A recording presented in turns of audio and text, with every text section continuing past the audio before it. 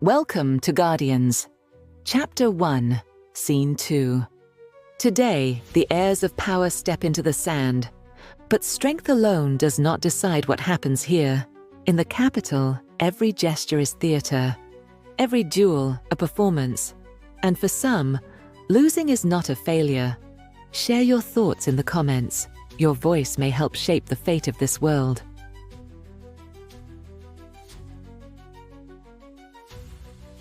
The second bell tolls from Bell's Tower. Noon. The light is wrong. Not dark, not yet, but dim, muted like a candle behind parchment. The sky has lost its shape, clouded in a dull grey that stains the sun a flat, brittle white. A hush has settled over the city, not silence, but something heavier. Even the banners, crimson, green, purple, gold, black, hang limp, as if soaked in tension. The air carries a taste I can't name, like char, but colder, clean in a way that doesn't belong here. The light filters down in a flat wash that makes everything look faded, bleached, as if the sun is watching from behind smoke. Someone behind me murmurs about the haze. "Sky's cursed today," a man grumbles. Another brushes flecks of ash from a sleeve and frowns. Even the Tiltyard horses, tethered outside the arch, shift uneasily and toss their heads. I stand still and feel it settle across my shoulders. Something has changed. Something is coming. And yet, we fight. The Tiltyard spreads before me like a stage carved for war. Sand raked smooth, benches cut from pale stone, house colours draped with solemn pride. Crimson for Mallet, green for Foreman, purple for Carr, gold for Warrington, black for Ward. They're all here, all watching. Every breath feels like ceremony, every glance a judgment. My father sits under the center canopy, still and cold in black. Marcus beside him unmoved. Leander Mallet dressed in battle-trimmed crimson, lounges like the game's already won. Behind them, Seraphina, veiled in silver. Ariana, expressionless. Further down, our extended kin, House Ward in flesh and pride. To their left, beneath the Foreman green, King John watches with a ruler's calm. His sons, Arthur, Robin, and Henry, are like carved symbols of lineage, each distinct. Arthur sits forward, composed. Henry glances toward Olivia when he thinks no one is looking. Robin doesn't care who's watching. And above them all, in the high gallery veiled by smoke-dimmed banners, sits grandfather. He says nothing. He hasn't in months. But Julia hums beside him, a small spark of light at his side. The only one permitted that close. Across the Tiltyard, Torin Mallet waits. He is tall, nearly as tall as father. Broad in the chest, long in the leg, with shoulders honed from years of training. His uniform fits him like armor forged for glory. He looks the part of a legend in the making. And I match him in height, in strength, in building. The other students, even the third and fourth ranks, have always looked smaller in the yard beside us. We were carved from older molds, the kind they used when kings bled in battle, not on parchment. But while Torin fights like a storm uncoiled, I fight like a blade drawn slow, deliberate, focused, precise. The herald lifts his voice, the echo stretching thin under the muted sky. A low murmur ripples through the crowd. Small bets, whispered names, last-minute loyalties shifting in the haze. To open the trial of the Guardian, House Ward presents its finest. Rank 1, Alexandra Ward. Rank 2, Torin Mallet. May they honor the steel. The crowd quiets. 20 gold on Mallet, someone hisses near the benches. Fool's bet, another snorts. Ward's girl cuts cleaner. We bow. From the stands, a few low cheers rise. Honor the steel, a Ward cousin bellows. Steel and blood, another echoes. We circle. A voice from the Mallet side calls out, Break her early, Torin. Another jeers. Show her how the mallets fight. For a moment, everything stills. The banners, the crowd, even the dust in the air. All eyes rest on us. We are the first match, the opening act of a new tradition. And somewhere deep down, we both know this moment will be remembered. Then we begin. Torin strikes first, a high arc, clean and forceful.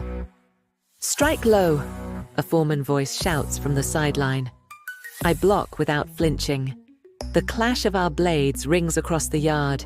He follows with a thrust toward my hip. I deflect low, twist inside his stance, tap his ribs. Whispers ripple through the stands. Ward's girl looks sharper, someone mutters. But Mallet's the stronger arm, another argues under their breath. A few polite claps scatter the tension. They're not sure who to favor yet. He steps back and resets. Adjusts his grip. His next strike is quicker. A flick to my shoulder, followed by a deeper cut aimed at my thigh. I pivot, sweep his blade aside, and answer with a diagonal slash that catches his side. Tap. More murmurs now. Did you see that tap? A boy near the benches hisses to his friend. Quick as a knife. He adjusts quickly. Better footwork. Blade whistling. I duck, glide to his blind side. Tap again. Second point. His jaw tightens. He backs off, then circles wide, feinting twice before lunging. I stop him mid-thrust and press forward with a low spin that nearly sweeps his leg. He jumps back just in time, but he's breathing heavier now. No cheer, just silence thickening. He attacks again, harder now. A cascade of cuts. I retreat, parry, duck the last, and drive my elbow into his shoulder. He stumbles, gasps, rise. That's it, finish her. A mallet boy roars. Steady, Alexandra, someone from Ward cries. She's baiting him. A foreman knight growls. She should press. Now, another voice urges. That's it, finish her, a mallet boy roars. Steady, Alexandra, someone from Ward cries. She's got him, someone breathes. My name is whispered. Someone near the back, one of the foreman's sons perhaps, lets out a sharp whoop. Torin recovers. He exhales sharply, anger beginning to edge his form. His jaw clenches. He comes again, fast, relentless. The strikes blur, high, low, a double cut across my guard. I block one, roll my shoulder to take the other. My blade scrapes his across the air. Our arms twist, wrists straining. We move together now, driven not by practice but instinct, the kind honed in long duels and harder lessons. He presses close, tries to push me back, but I drop low, sweep sideways, then rise. We hold. Between clenched teeth, Torin mutters, "Still think you're stronger?" I block, twisting inside his guard. "Only slower because I'm carrying your pride." He presses harder. "Yield while you can." "Dream faster," I spit back. Between clenched teeth, Torin mutters, "Yield." I grit back, "Not today." The world narrows to the point of our blades. I can hear the scratch of sand underfoot, the subtle creak of leather from his gauntlet. Torin's breath rasps between clenched teeth. My own pulse throbs behind my eyes. Each second stretches, not into hesitation, but history. We are not just students anymore. We are memory, living myth in the making. He shifts slightly, just enough to test my balance. I counter. He does not break. We are still locked. Two wills, two houses, two futures straining in the dust. Broad shoulders squared, jaws set, feet digging into the sand. To the crowd, we must look like heirs of war. Two forged giants, bound to tradition. I could end it. A false opening, a shift in weight, a bated breath away from ending this right here. He's tired already. But I remember Father's voice, low and firm that morning. Let him win. Not a suggestion, not a plea, a command. So I step just a little wrong. Open my side a breath too far. Tauren finds it. He doesn't hesitate. His blade flicks out and lands, shallow, perfect. A single line of heat blooms across my upper arm. Pain, sharp but brief, enough to draw blood, enough to be believed. Victory, Tauren mallet. The Tiltyard explodes. Cheers rain down. Victory, victory for mallet. Beneath the roaring, a few jeers slice out. Ward falls, blood over black, and some of House Ward rises stiffly, clapping with visible reluctance. Cheers rain down. Victory, victory for mallet. Cheers thunder down. Well fought, Tauren, roars a voice from House Mallet. The banners rise. House Mallet stands. Even some Ward cousins clap out of thin, brittle duty. The herald raises Tauren's arm. Tauren lowers his sword, blinking, then bows.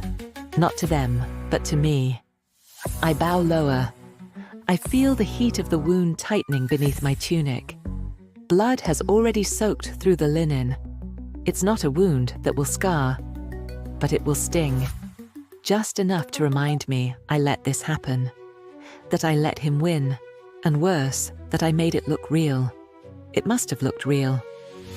I glance up. Father nods. Serafina is still. Grandfather does not move. Julia claps softly beside him.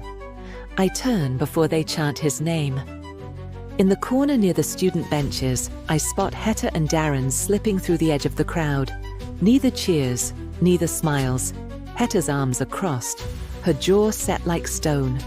Darren just gives me a look, steady, knowing. My closest confidants, my truest allies. They flank me without a word as I descend the steps. We walk together, past roaring banners and parting attendants, through a path cleared not by command, but by quiet understanding. In this moment, they are not followers. They are my shield. Hetta leans closer, voice low. You had him. Why did you stop? Orders, I murmur back, too hollow to explain more. Darren glances sideways toward the House Ward section. Leander was smiling like he already owns the yard. Arthur's match is next, Hetta adds grimly. Robin's placed 2 wagers already, one against his own brother. And Serafina didn't even blink, Darren mutters, not once. I keep my eyes forward, but I feel them watching, all of them. Tauren, my father, the king, the people. Let them watch. Let them believe it. Let him believe it. We were built to win, but only one of us was told to lose.